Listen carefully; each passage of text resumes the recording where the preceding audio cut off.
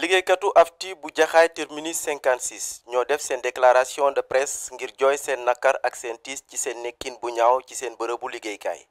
ñu déglu Malick Sy bi moom mi leen jiite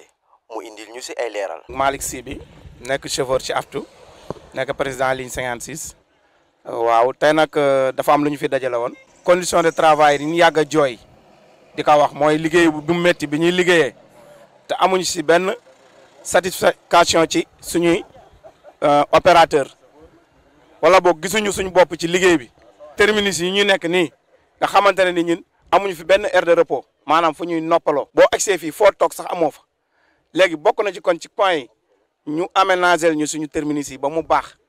ndax gis nañ ni ñu defaree terminus 83 bi nekk fële zone de captage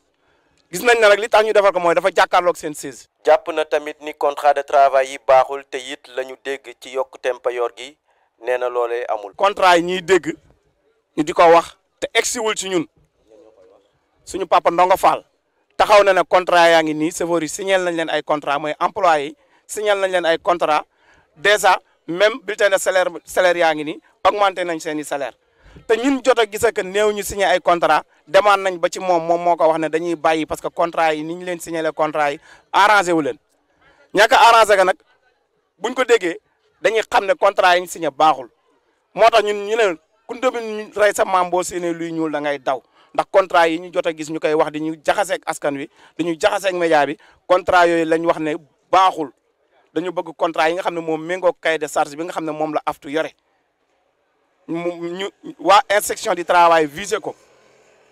ñuy liggéey ci condition yu baax ñu am caisse sécurité sociale boo xamante ni bu ñu feebaree dañuy faju. moom Malick Sy bi yemu ca ndax jàpp na état bu Sénégal da leen seetaan te waru ko def ba tax na mu ngi ñaan président de la république ak ministre des transports ñu taxawu leen ci bépp anam ndax seen jàngoro mën a faj. état bi dafa seetaan moom moo war a nekk arbitre mais dafa toog di ñu seetaan parce que depuis 2005 ba léegi ñuy daw am na ñoo xamante ne nii dàq nañ leen seen place liggéeyukaay am na si ñoo xam ne def nañ ci ay kër fukki at embauché wuñu leen dàq nañ leen fayuñu leen ay ancienneté fayuñu leen benn droit. loolu lañ ne moom lañ bëgg